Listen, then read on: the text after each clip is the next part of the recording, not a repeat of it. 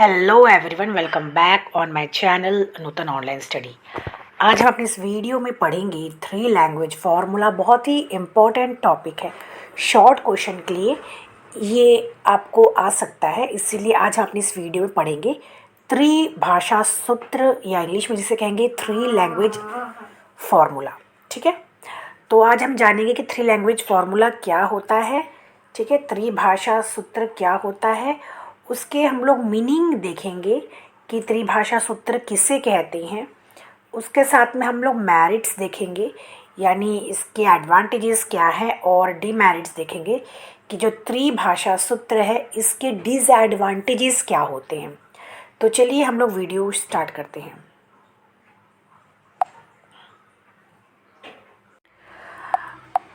Okay, तो अगर हम लोग थ्री लैंग्वेज फार्मूला को सिंपल शब्दों में कहें तो क्या हुआ कि जो इंडियन कॉन्स्टिट्यूशन ने है उसने क्या किया कि थ्री लैंग्वेज को कंपलसरी कर दिया था हर एक स्टेट में। ठीक है, यहाँ पे देखिए,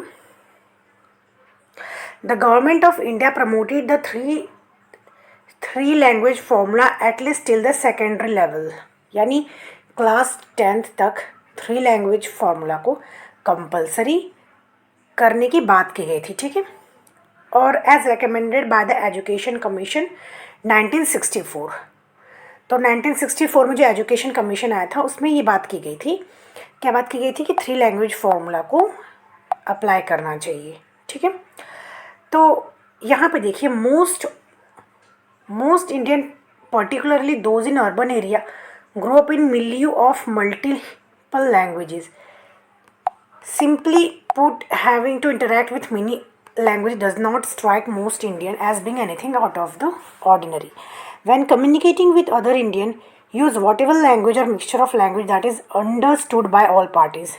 Code switching is quite common and extensively used. Three language formula को बेसिकली इसलिए यूज़ किया गया ताकि जो बच्चे हैं वो क्या कर सके, अपनी जो मदर टंग है, अपनी मदर टंग के अलावा भी कोई ऐसी लैंग्वेज बोल सके जिसके कारण अगर जैसे हम जाते हैं कहीं फॉरेन में जाते हैं, ठीक है, तो वहाँ पे तो हमारी रीजनल लैंग्वेज वर्क नहीं करेगी। तो इसीलिए कहा गया कि रीजनल लैंग्वेज के अलावा भी और जो है लैंग्वेज को बच्चों को सिखाया जाना चाहिए। तो थ्री लैंग्वेज को मान्यता देने की बात कही गई थी। ठीक है, तो बेसिकली थ्री लैंग्वेज फार्मूला को हम लोग पिक्चर के ज़रिए आसानी से देख लेते हैं। यहाँ पे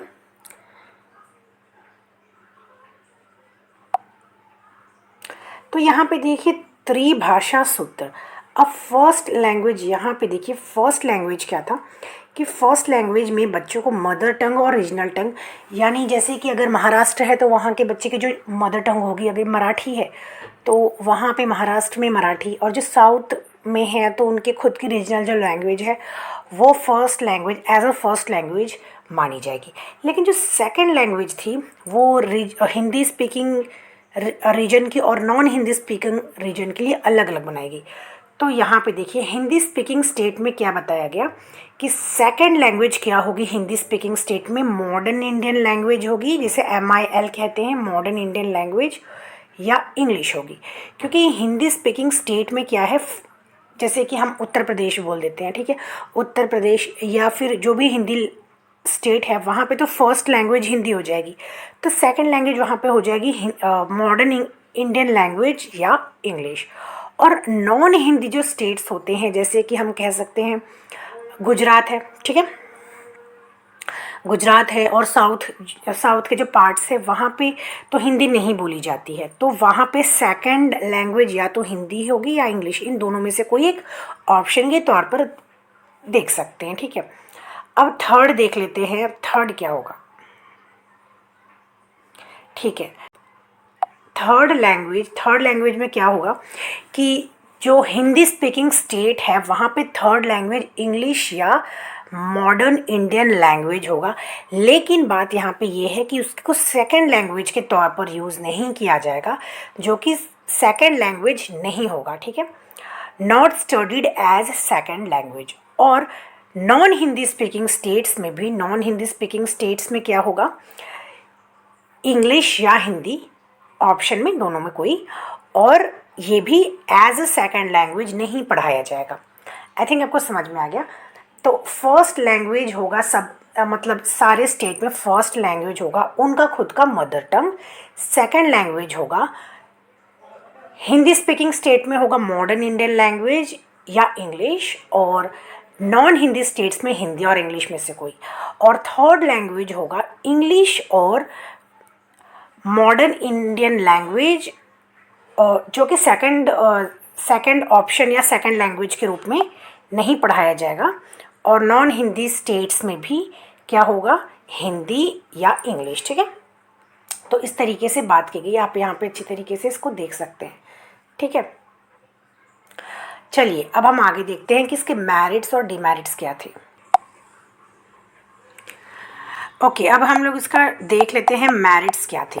फर्स्ट है importance of the society and language. Students are able to select, मतलब कॉम्बिनेशन, उनको ऑप्शंस मिल गया, हिंदी, रीजनल लैंग्वेज और फॉरेन लैंग्वेज। ठीक है, और children can learn their native language and are proud of it. तो इस ज़रिए बच्चे जो हैं वो अपनी नेटिव लैंग्वेज भी सीख सकते थे और अपने आप में गौरवान्वित महसूस कर सकते हैं। Third language should be an Indian language.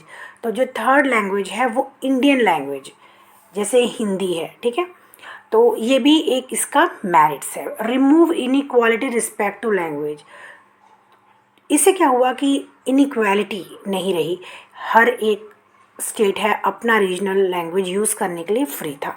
तो ये इसका कुछ मेरिट्स हैं। ठीक है, अब हम लोग देख लेते हैं डिमेरिट्स।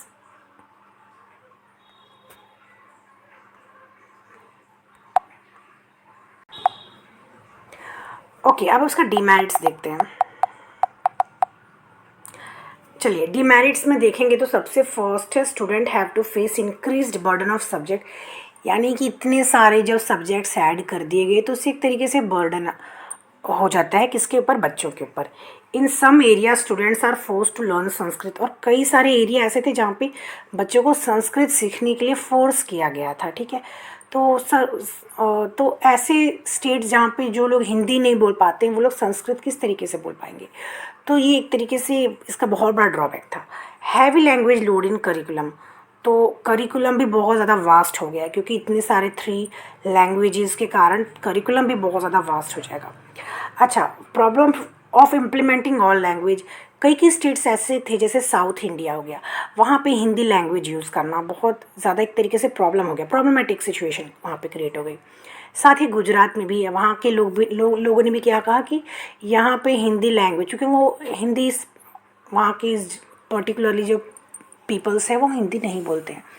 तो ऐसे स्टेट में जहाँ पे हिंदी लैंग्वेज नहीं बोली जाती है वहाँ पे हिंदी लैंग्वेज अप्लाई कर देना एक तरीके से वहाँ का ड्रॉबैक था। ठीक है, तो ये था मेरा आज का वीडियो।